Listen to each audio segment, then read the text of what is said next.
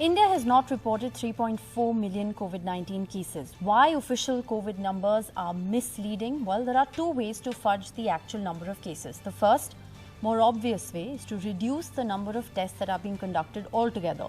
The second is to increase the number of antigen tests and reduce the number of RT-PCR tests. The separate data that's been published only by a few states on PCR versus antigen test results show that PCR tests have a positivity rate that is nearly 2.5 to 3.5 times higher than that of an antigen test. From a 100% RT-PCR test, which is the gold standard, which is what India was using at the start of the pandemic, India is now down to less than 60% RT-PCR tests. What does this mean? This table clearly shows the good, bad and the ugly of tests. Look at these numbers. Bihar, Telangana, Gujarat, Delhi and Uttar Pradesh are India's top 5 worst states with less than 50% RT-PCR testing. Look at the figure in Bihar, it's an abysmal 15%.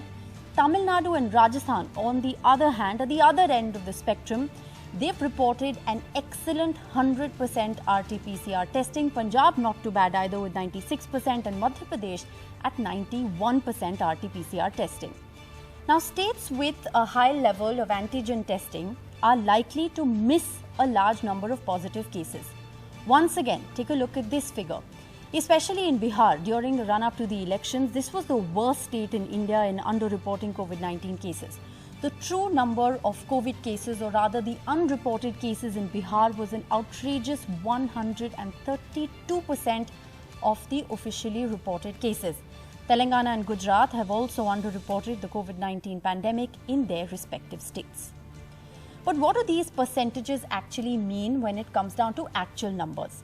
Well, net, India has not reported 3.4 million COVID-19 cases because of the deliberate increase in the use of the unreliable rapid antigen tests. Maharashtra and Delhi have the highest actual numbers of missing COVID cases or unreported COVID cases, together missing over 10 lakh COVID cases. Look at those numbers. Once again, Tamil Nadu and Rajasthan are the two most responsible and honest states, along with Punjab actually, accurately measuring and reporting on the number of COVID cases in their respective states. The true ranking of any state in how well it is testing its population is the number of RT-PCR tests that are being conducted. Now, Tamil Nadu once again stands far above the rest of India. It is the only state to have conducted over 1 crore RT-PCR tests, which also reflects the highest number of tests per head of the population. Now, this is an interesting statistic. Nearly 1400 tests per 10,000 of its citizens as far as Tamil Nadu is concerned. Karnataka, interestingly, has also fared very well.